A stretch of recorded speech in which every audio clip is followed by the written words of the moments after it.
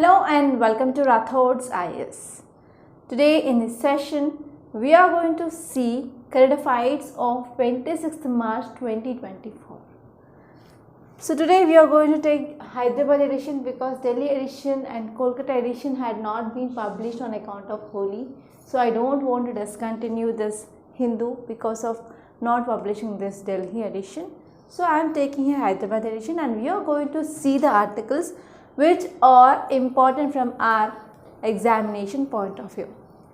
So always whenever you are starting your preparation of that day, please start at least spend 5 to 10 minutes on syllabus, because syllabus will give you like right direction what to read and what not to read.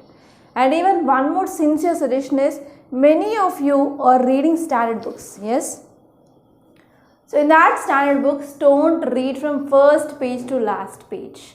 So take topic from your syllabus and selectively read those standard books. It will be helpful in your preparation, and even it will be very helpful to save your time, because all topics are not important. So only the topics which are present in our syllabus, try to pick out the topic from syllabus and try to read in the standard book. And this is the one intelligent way of preparing. Okay. So follow this. So now let us see the front page, and before that I want to make one more announcement. So we are conducting free prelims mentorship, and the classes are going to be started from today from 5 p.m. to 6:30 p.m. from Monday to Saturday. That is only for offline.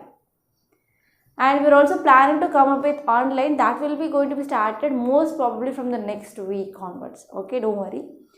And one more thing here is, we are also going to start this foundation course for offline and online for 2025 and 2026.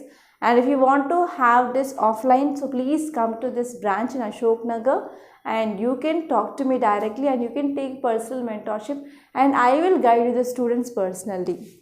Okay, so if you want to get complete guidance along with 100% syllabus coverage and mains answer writing, mains test series, prelims test series and exclusively prelims related classes before 5 to 6 months of your examination, so come and join this institute which is located in Ashok Nagar, Hyderabad. Okay, and I will be available in the office from morning. I will be coming by 7, okay, but after Hindu recording I will be available in this office seat. Okay, so from around 8:30 to 9 I will be available till 6 p.m. okay, in the office. So please come and contact me if you have any doubts and if you want to get mentorship, everything clear. And we are having very minimum seats for this offline branch, that is only 70 seats. So it is based on the first come first serve basis and admissions are going on. Only few seats are remaining, so you can come and take that opportunity. Okay, so now let us see this front page. So in this front page there is one article which is relevant from our examination point of view. So here title says, UNSA, United Nations Security Council, calls for ceasefire in Gaza during Ramzan. So Ramzan is one of the very important festival for Islam, right? For Islamic community, Ramzan is very important festival and it's a very important month, I can say. So here, what is this article talking about? So it is talking about UNSC now requesting for ceasefire. So this issue we can connect with Israel-Palestine conflict.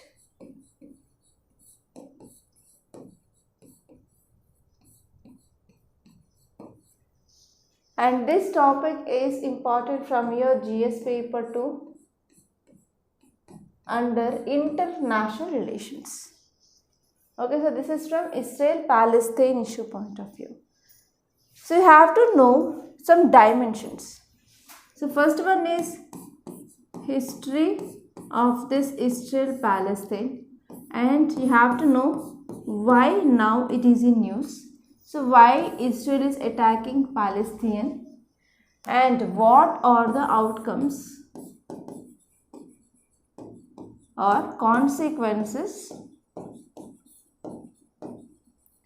So recently we discussed one article like So the people in this Palestine, they are starving for hunger. And they need urgent humanitarian aid.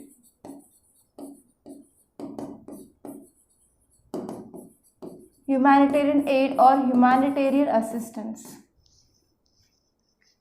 So apart from this, you have to see like what is the response from other countries. Okay, what is the response from other countries?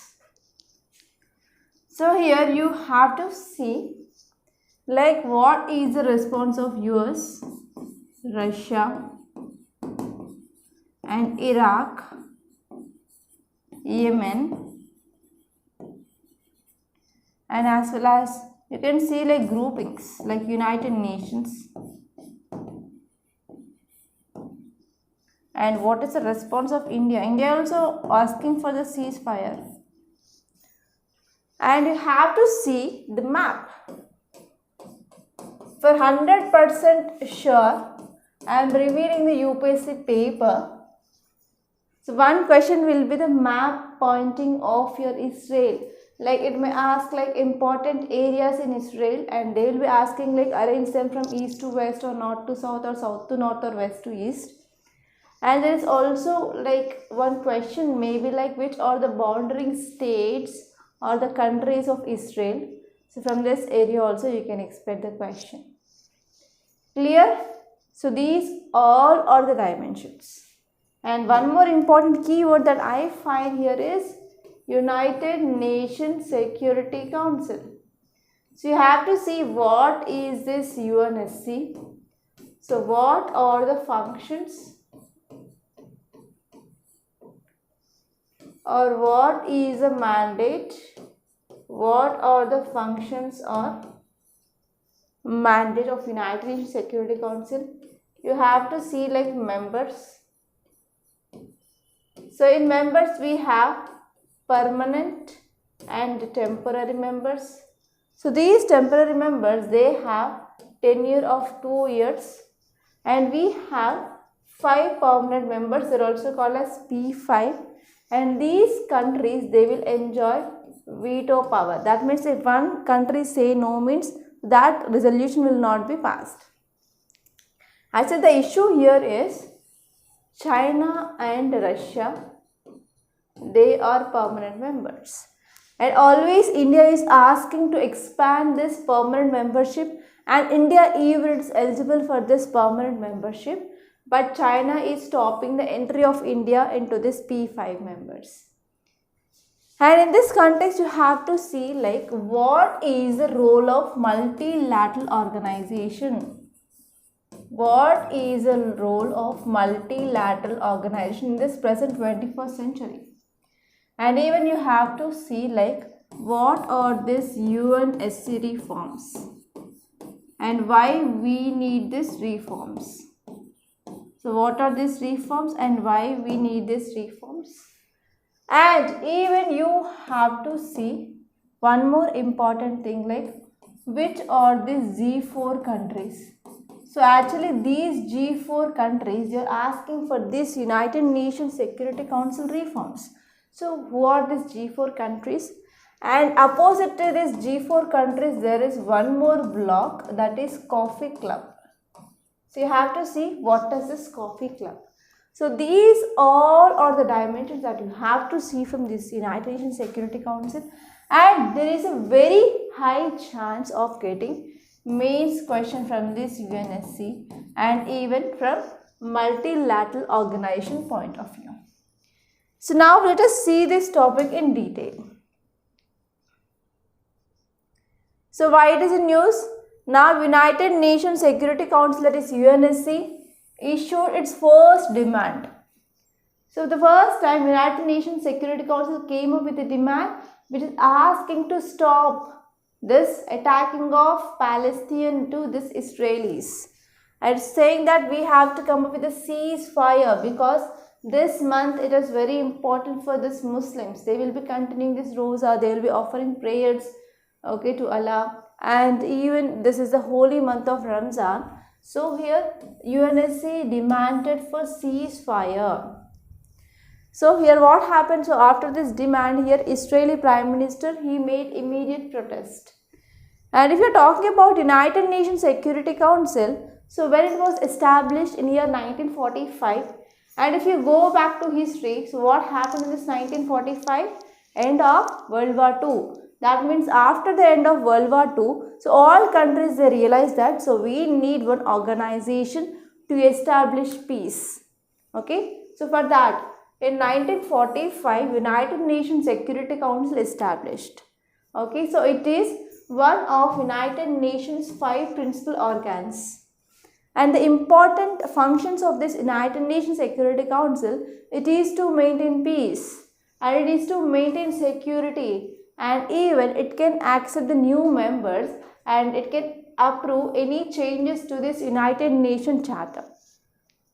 And if we are talking about this United Nations Security Council, it has the authority to establish peacekeeping operations.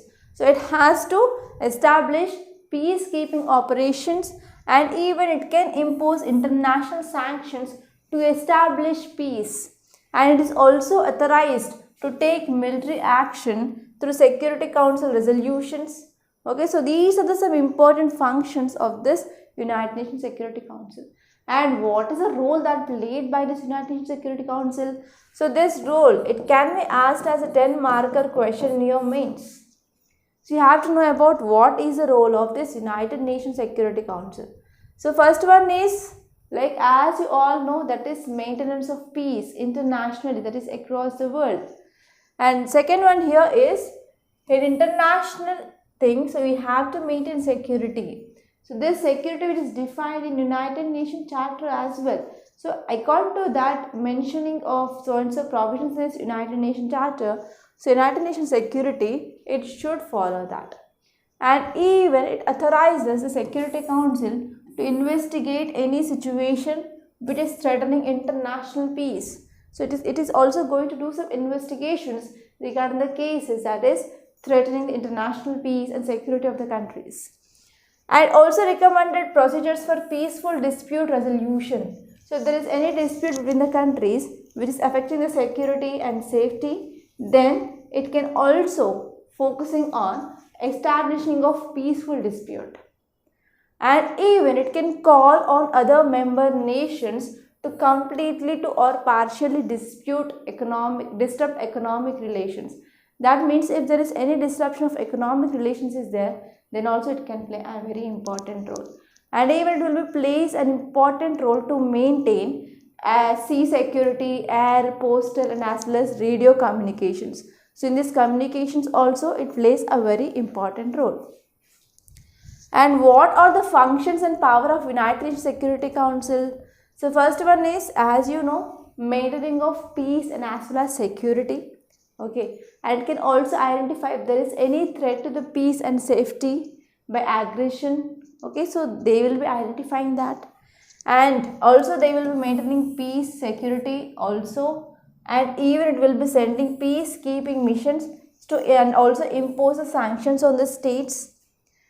And even it will be focusing on imposing of financial restrictions, penalties, blockades and even collective military action. So all these things are the important functions of this United Nations Security Council. And next one here is very important topic, that is about water crisis in Bangalore linked urbanization of Kodagu. So as you all know that our world, especially many cities, they are facing this problem of water crisis. Especially if you see in India, so many cities, metropolitan cities like Bangalore, Chennai and Delhi, so they are facing water crisis. But Bangalore, it is an extreme water crisis situation. Okay, so Bangalore, it is an extreme water crisis situation. So here you have to know some dimensions. So let us see the dimensions first. So this article is talking about water crisis. So let us try to see the subjects as well. So first let us see from GS paper 1 under geography. You have to see like water resources in India or water water resources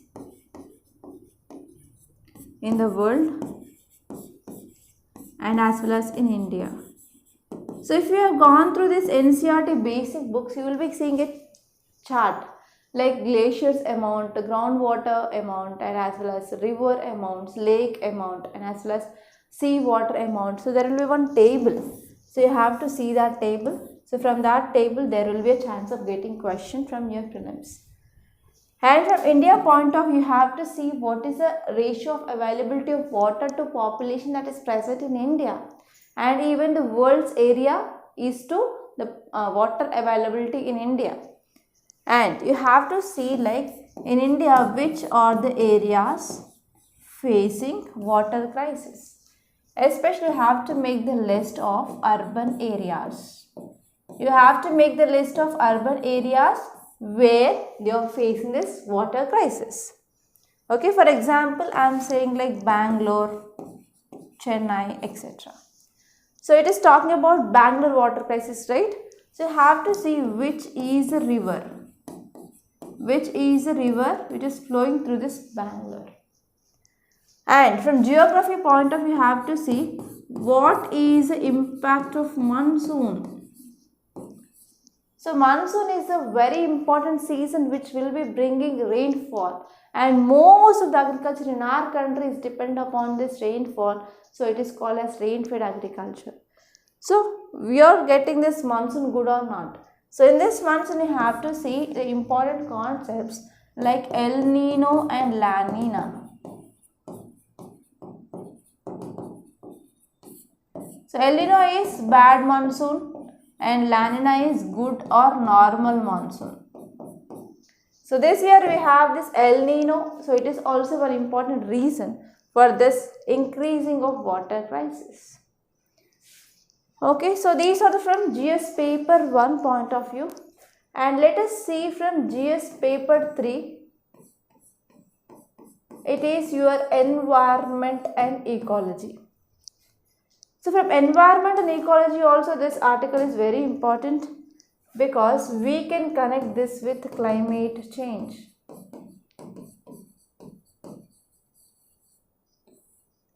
So when you are talking about reasons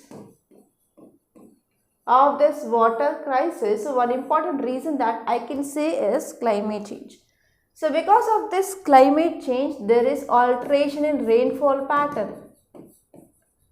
So there is alterations in or changes in this rainfall pattern, and even you can see like because of exploitation of groundwater. In many areas, especially in this Punjab and Haryana region also, they are facing this starting of the problem of this water crisis because of exploitation of groundwater, because of this green revolution. And next one is because of this climate change, there is increasing of global warming. It is also an important reason. And apart from this, even this geography, you can see one important reason for this increasing of water crisis is urbanization. So in economic geography, you will be reading this topic of urbanization. So what are the impacts? Okay, so in one such an impact, that is, it is leading to this water crisis. So whenever there is rapid expansion of this urbanization without proper planning, that will lead to generation or increasing of slum areas and increasing of pressure on this groundwater, and there will be exploitation of water is happening, and even there is no proper waste management, sewage management, no water harvesting. So these all are the problems that is leading to this water crisis. And now let us see one more important subject, that is from GS paper 1 and GS paper 2, that is society and social issues point of view. So because of this water crisis, what is the impact on population? Especially whenever there is water crisis, the impact is increased on women. So women will be most vulnerable because in a family, woman is responsible for bringing of water. Especially women and girl children or adolescent girls, so they have to go for fetching of water from nearby water sources. So they have to travel around 0.5 kilometers to 1.5 kilometers or more than this to bring the water.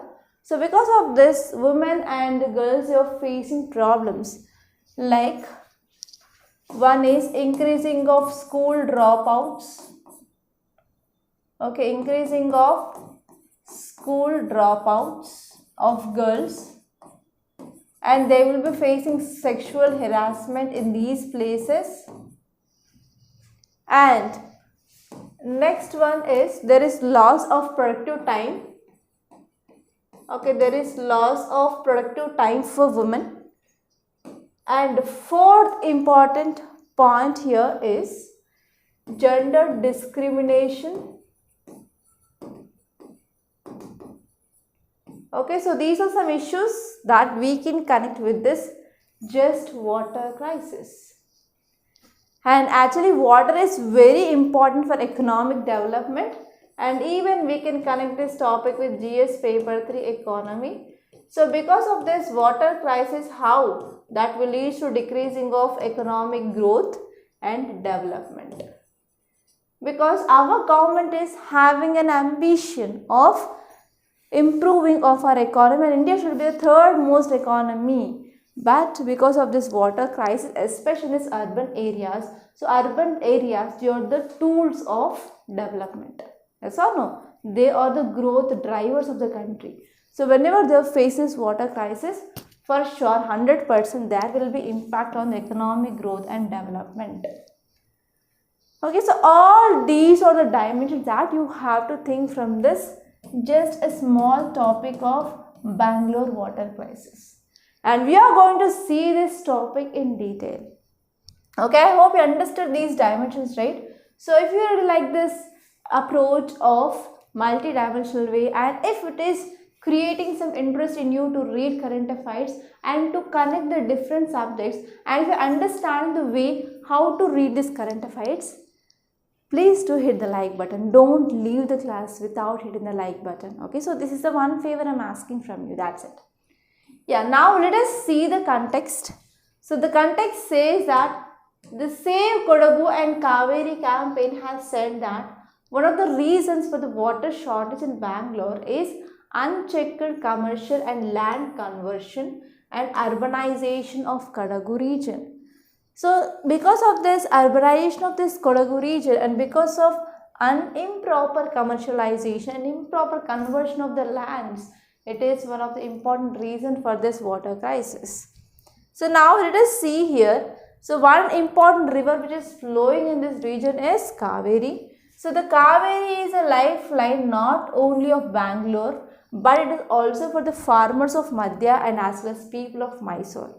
So the reasons behind this Bangalore severe water scarcity is, first and the foremost thing here is there is reduced rainfall, and whatever the water reservoirs are there, so they become empty. So because of reduced rainfall and because of empty water reservoirs, that is an important reason for this increasing of water crisis. So there is insufficient rainfall in the couple of monsoons, and that led to the impact of water flow in this Kaveri river. And even Kaveri river dispute is also one important thing that we can see, that is in news.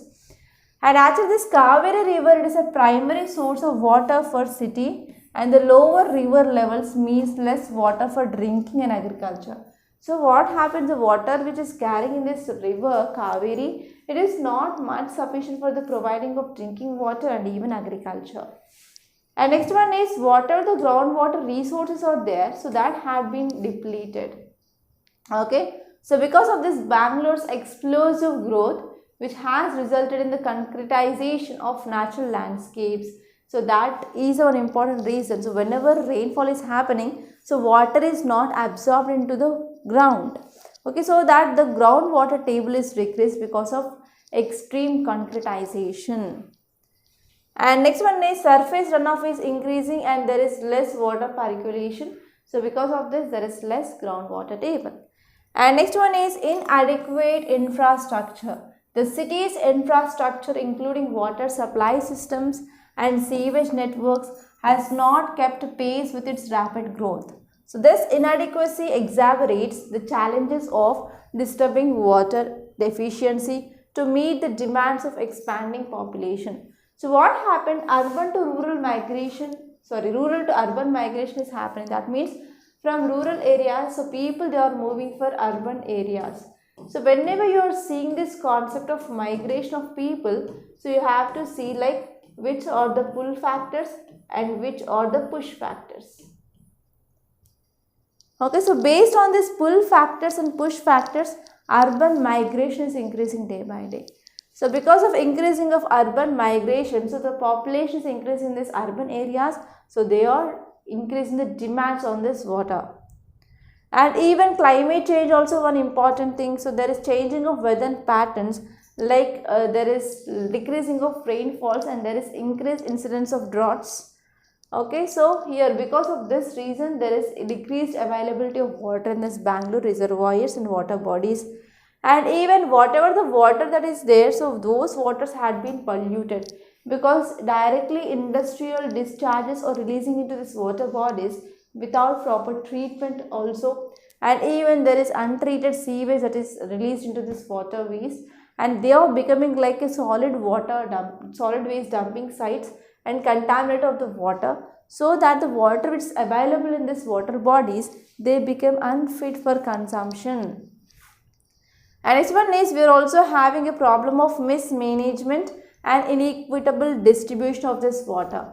So there is inefficient water management practices like wastage, leakage, unequal distribution of water resources. So they contribute to severity of the water scarcity crisis, and some areas they are receiving inadequate or irregular water supply.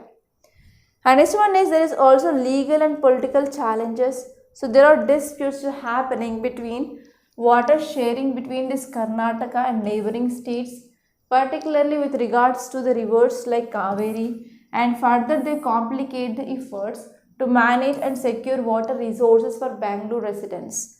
Okay, so there are still legal and political challenges that they are going on. And apart from this, you have to see like other important articles.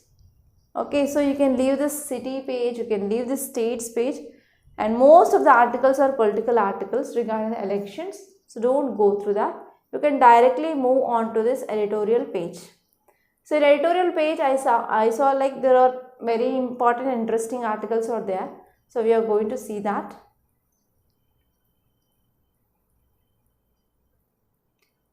So I discussed about this topic of Bangalore water crisis. Yes, here you can see there is one article, it is matching electoral bond purchases and donors reveal cronyism and corruption. So as you all know the issue of this election commission, right? So election commission of India is in news, and Supreme Court is in news, and SBI is in news. So these are the three important things that you have to see. So first let us see what has happened. What happened? So our present government of India released or came up with this new scheme of electoral bonds. Okay, electoral bonds. So this bonds, they deals with funding of political parties. So they deal with funding of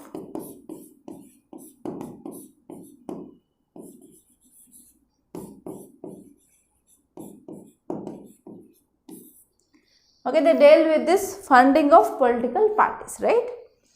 So what happens, one provision is there that there is no issue or there is no reveal of donors data. So because of this, one petition which is filed in Supreme Court, and Supreme Court said that no, how is it possible? So you have to release the data so that there will be transparency and accountability, and Supreme Court said that this scheme is null and void. It is not according to our constitutional provisions. And Supreme Court asked SBI to release the data of this electoral bond scheme, and Election Commission need to publish this data. So many a times what happened, SBI released only like partial data, but finally it released the data. And now after analyzing the data, we saw that there is crony capitalism. There is crony capitalism and as well as there is corruption. There is crony capitalism and there is corruption in this electoral bond scheme. That is the thing which mainly said here. Okay, so that's it.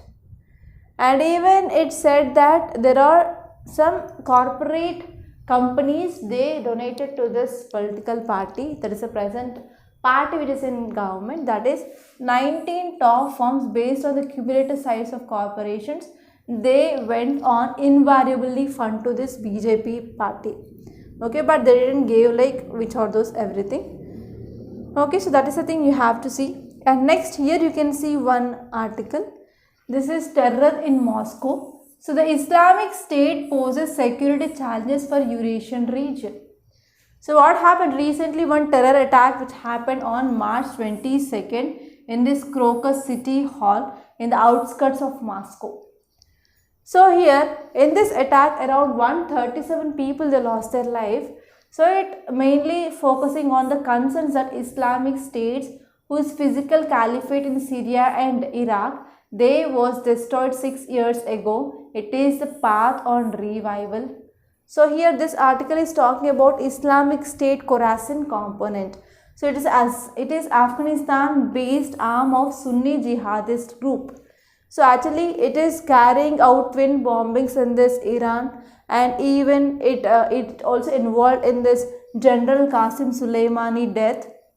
And the bombings, there are many bombings that were done by this Islamic State's Khorasan, and even now they are targeting Turkey, Syria and Afghanistan, and Moscow shooting points to growing its terror capabilities.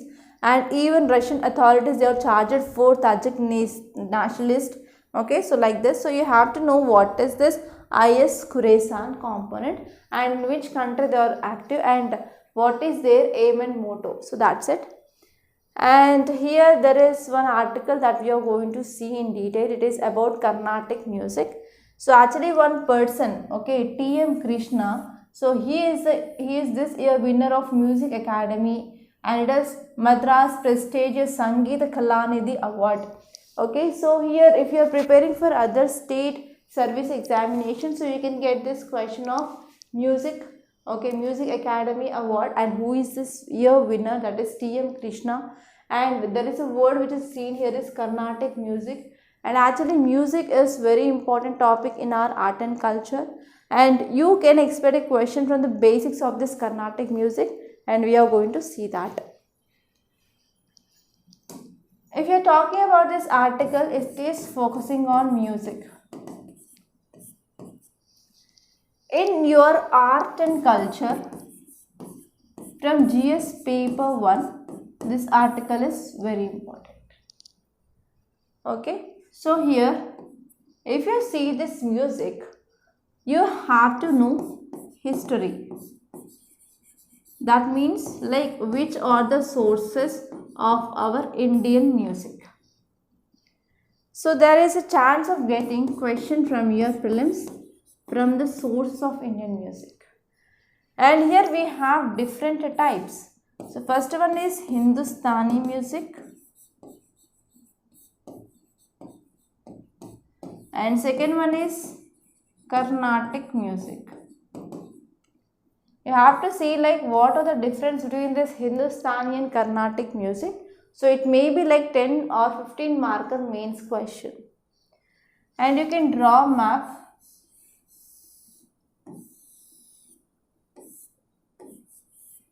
So it is just a schematic diagram.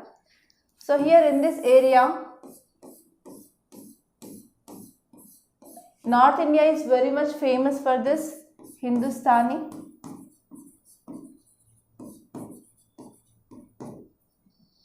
And next, this South India is very much famous for Carnatic music. So whenever you are writing an answer for your history, try to draw the maps and give the title. Okay, music in India.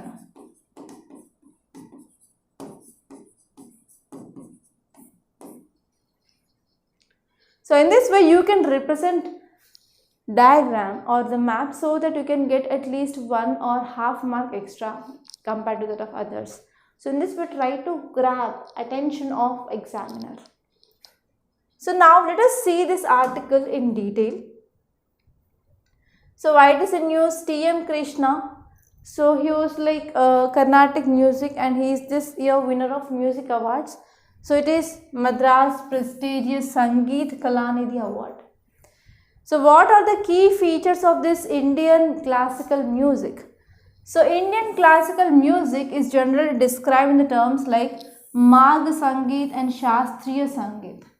Okay, so Indian classical music is generally described as using the terms like Marg Sangeet and as well as Shastriya Sangeet. So it is very important.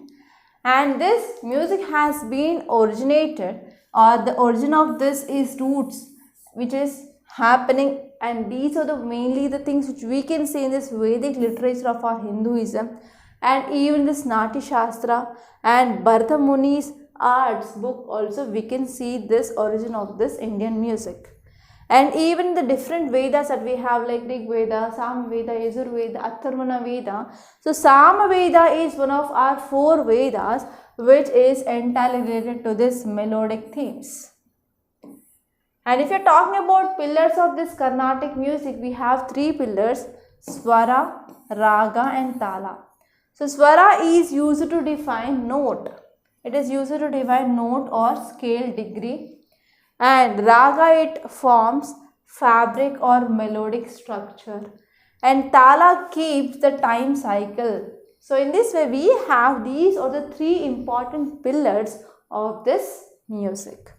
And if you are talking about this Carnatic music, some of the important features are, the first one is it is an indigenously developed style. Okay, it is indigenous. There is no foreign influence is seen in this Carnatic music. And Melakarta scheme is highly comprehensive, and it is one of the systematic formula which includes within the fold of all these modes used in the ancient as well as modern system of music. So even now also this Carnatic music is very prevalent, and it is strongly Kriti based, and we have unity of Raga, Tala, Shruti in every piece. So one important thing that I can say here is, if you are practicing Hindustani music, then you will be having leverage. Like you can sing the song in your style, but if you are practicing this Carnatic music, your grandmother or your mother, you, next generation or next and next generation, they have to sing in the same style. There is no leverage for the singer. Okay, and next one is fewer instruments are used in this Carnatic than in North Indian music, and there are no exclusively instrumental forms for this Carnatic music, and even there is no proper recreativity that we can see here. And important Carnatic music compositions are like we have Geetam, Javali, Pada, Kriti, Kritanam, Varnam and Jatisvarnam, Swarajdi, Suladi, Pallavi. So these are some important compositions of this Carnatic music. And now let us move back to newspaper. So this is our editorial page, and in op-ed page I found one article that is understanding what the right to equality promises, and this topic is very important, and there is a high chance of getting question regarding this right to equality. So you have to know like what are the dimensions. So this article is talking about right to equality. So this article is exclusively important from GS paper 2 under polity. So you have to see like what is right to equality. So what are the constitutional provisions? That means articles talking about this. So if you are talking about this right to equality, which comes under part 3 of Indian Constitution, so they are nothing but our fundamental rights. And you have to see these fundamental rights, they are not absolute. Okay, they are not absolute. So we can impose reasonable restrictions. So they are reasonable restrictions which we can impose. So here you have to see exactly what are the reasonable restrictions for this right to equality. And if possible, you can also see like any Supreme Court judgments related to this right to equality or not. So these are the some dimensions that you have to see. So now let us see this topic in detail. So right to equality, which is present directly in our Indian Constitution, and it is a fundamental human right. Okay, so we have to treat everyone equally without any discrimination. So discrimination means based on caste, based on age, sex, okay, gender, like that. So here this right to equality is a principle which is foundational to human rights law, and actually not only in our Indian constitution but even other international treaties and for the national constitutions. Yes, around the world they talked about this right to equality. And if you are talking about exactly what is the essence of this right here is to ensure that no individual or no group is denied societal opportunities or privileges that are available to the others based on arbitrary criteria. For example, race, for example, gender, age, sexual orientation, nationality, religion, or any other status. And if you are talking about some facts regarding this right to equality, so it is fundamental right, and this right to equality is present in part 3 of our Indian Constitution, and it is one of the constitutional right. And here articles 14 to article 18 of our Indian Constitution talks about this right to equality, and this right to equality is a cornerstone for justice and fairness. To ensure justice and fairness, yes, we have a route, that is article 14 to article 18.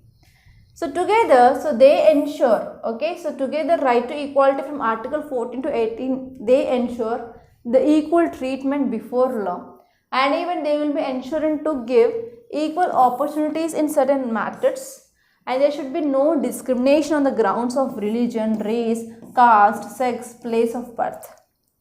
And what is the significance of this right to equality? So first one is we can ensure fairness and justice through this article, irrespective of their background, whether they are coming from which race, which religion, which caste, which gender, economic status.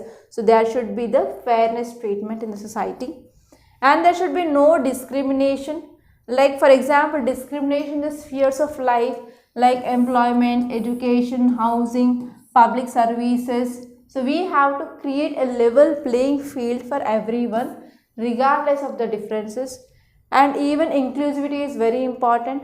So this fundamental right which promotes inclusivity by recognizing the dignity and the worth of every individual, and even it encourages respect for diversity and the participation of all members of society in civic and political life. And next one is, it is also very important in this social cohesion. So this fundamental right will be very helpful in building social cohesion, because whenever there is no discrimination between the people, so we can improve the bond between these people, so we can improve the connectivity, so that we can decrease the social tensions and disparities, okay, and we can also ensure unity in our society. And this one is human rights. So it is a fundamental human right which is enshrined in various international or national legal instruments, and we can protect these rights. It is very essential for upholding the broader framework of human rights and dignity. So these are some important things that you have to remember. And now let us move on to our Hindu page, and I found these are very important. And here you can see water levels less than 25% in many dams in the south. So especially in the states like Karnataka, Tamil Nadu, Andhra Pradesh and Telangana, so just 25% of water or even less capacity is seen in the dams, especially like some large dams on this river Tungabhadra in Karnataka and Nagarjuna Sagar in Andhra Pradesh and Telangana border. So they fill to 5% or less than their full capacity. And other dams like Mettur Dam in Tamil Nadu, Srisailam on Andhra Pradesh, Telangana border, so they are filled with less than 30% of their capacity. And now here, especially in this Bangalore, they are facing this water crisis, and other hit urban areas and rural areas, so they are also facing this condition, and they are also going to face this water stress in some period, or so within some period. So here you have to see like what are the reasons for this water crisis and what all the measures can be taken to come out of this water crisis. Clear? And now in this news page there is nothing much important. So I found not even a single article which is relevant from our examination point of view. So don't waste your time in reading such article. So here you can see like Robusta coffee price touches all-time high amid global shortage. So there is decreasing of availability, so that obviously what happened, there is increase of price. So here this article is talking about coffee species. Coffee. So actually coffee is one of my favorite beverage. I don't like tea, I like only coffee. So if you see this coffee from GS paper 1 point of view, you have to see like what are the geographical conditions required for the growth of this coffee, and you have to see like areas in India they will grow coffee, and especially have to see the states which grow coffee. And now you have to see what are the reasons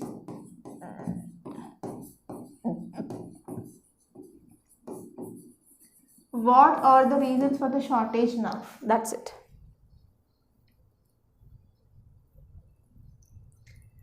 And you can go on to this last page. So in this Hyderabad edition, the text and context will be in last.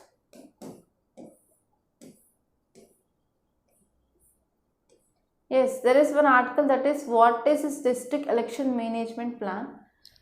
So here there is a chance of getting question regarding what is this district election management plan in your prelims and mains. So let us have a look over this topic. So we're talking about context here. So a cornerstone of election planning process is, first of all, we have to come up with this district election management plan. So what is this plan it is about? So this district election management plan, so which will be having like strategies, which will be focusing on improving of availability and accessibility of polling stations, and also to ensure that all stations they have essential facilities like ramps and like electricity, lightnings, drinking water, toilets, internet connectivity. So we have to ensure that these all facilities are available. And this district election management plan which enhances even voting experiences by making more organized and accessible to everyone. So we have to have a proper strategy. Like if there is no proper availability of polling stations, if they are not accessible, then how people can ensure their right to vote? No, right? So it is a responsibility that we have to come up with the district election management plan. Okay, so this is about this topic, and these are very important articles that appeared in our today's Hindu newspaper. So now let us see like where can you get the notes of this class. So you can get the notes of this class in this Telegram channel, Rathods IS classes. So we are posting a video link and as well as notes, so that it will be very easy to you to get that notes downloaded. And one more thing is, please do subscribe to this Rathods IS Academy YouTube channel, don't forget. And this is our website, Rathods IS Academy website. And if you want this online courses, like prelims is very much near, if you have doubt regarding any single subject or single module, so you can take the courses that we are offering in this Rathods IS. So if you want to take the single module, the cost is around less than even 3,000 rupees. So go through that once and see like important concepts. Okay, and even we are providing the demo videos. After watching the demo videos only you can take these courses.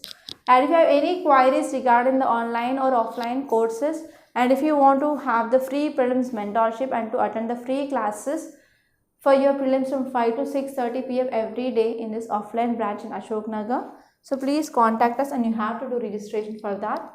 So for this, contact us on this number 8074765513. Okay, clear?